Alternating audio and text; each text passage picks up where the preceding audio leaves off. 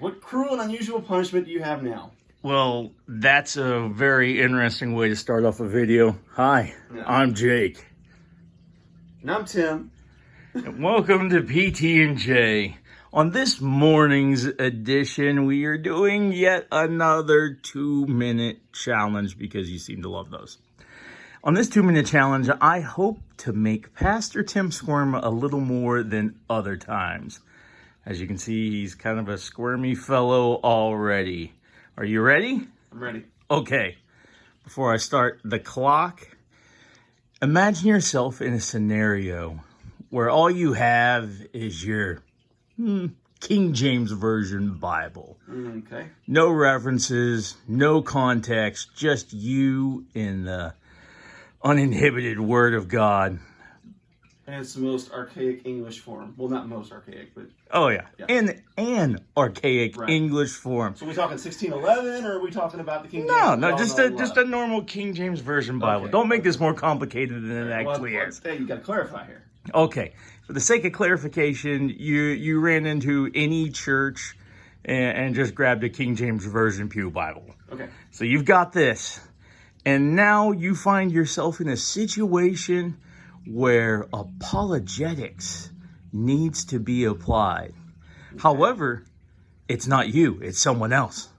And you've got to give them several resources so that they can tell people where that King James Bible came from, why it's the Word of God, and basically prove that, hey, this Bible is exactly what I'm telling you it is. Okay, so we're specifically talking about the King James only.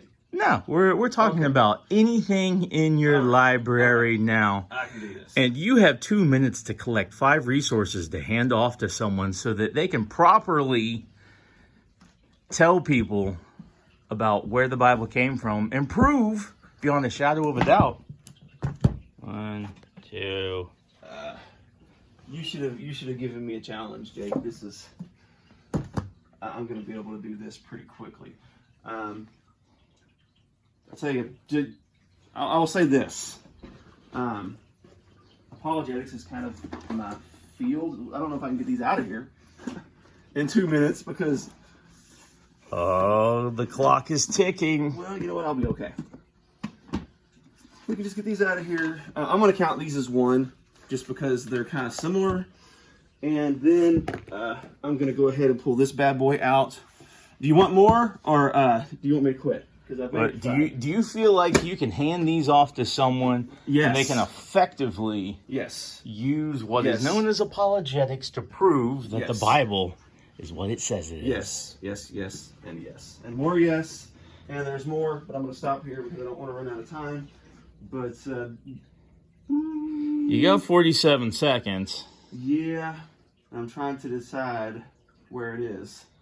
And that's going to be the challenge, because this is the stuff I know where it is.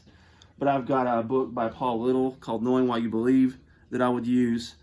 Of course, Josh McDowell is going to be solid as a rock.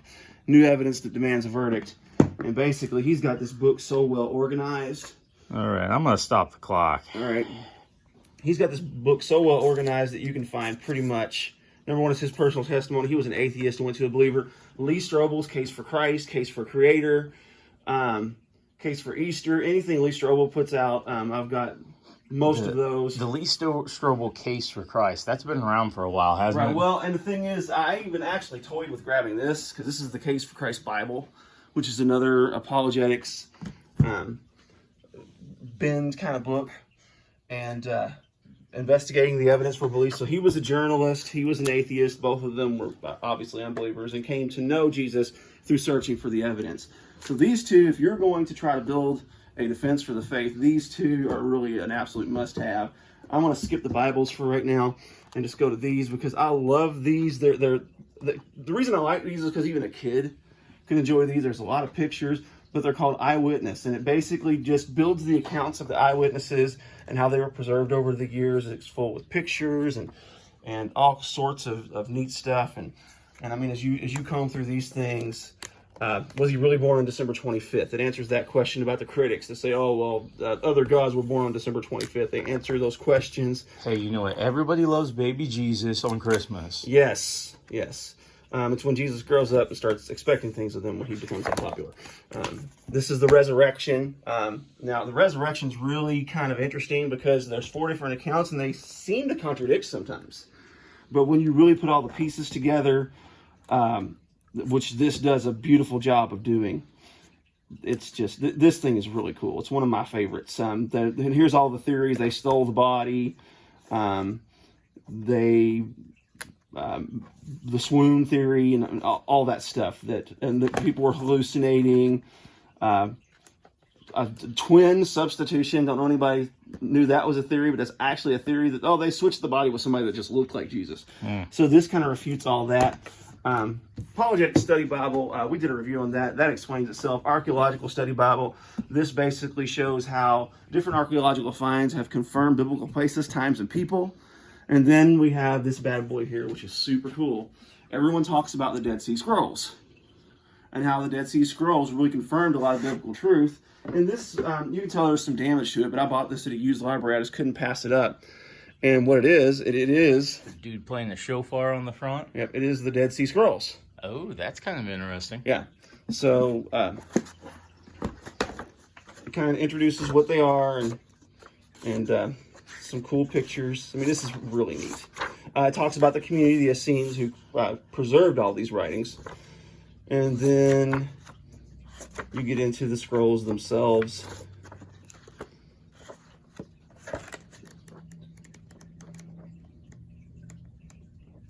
The biblical interpretation of each scroll. The fragments, the hymns. I mean, there were songs that were found back then. It's just really cool. This is one of my favorites. And this isn't all of the Dead Sea Scrolls. They actually have, I think, a volume set that contains them all. But this is kind of just like an overview. And well, one specific thing I remember about the Apologetics Study Bible when we went over that was the reference material that they used to put a lot of the apologetics studies together. It was a huge list of books and resources on apologetics. Yes, that was the bibliography in the back. Yeah, and there's a lot of times when you'll be wanting to look for something specific, or you have a writer that you enjoy. And golly, there was a huge and Josh McDowell amount of books is referenced. listed. He is basically one of the gurus. Him and Lee Strobel. Like I said, I've got a lot of apologetic material. If I knew exactly where it was, I could have pulled out probably 12. But I wouldn't have had time to comb through. I know my commentaries. I know where they are. But I struggle sometimes to find some of my regular books by authors that are just on certain topics. Anyhow, there you have it. Of course, none of these are super fancy. They're not goat skin or leather bound, but I tell you what, they're useful. I have used these quite often. Apologetics is my favorite subject, so you set me up good on that one. Yeah, we could tell. Looks like you're in your happy place. All right, that's it. Sign us off. All right, life's always sweeter when you start your day with a heaping helping of PT&J. Later. Bye-bye.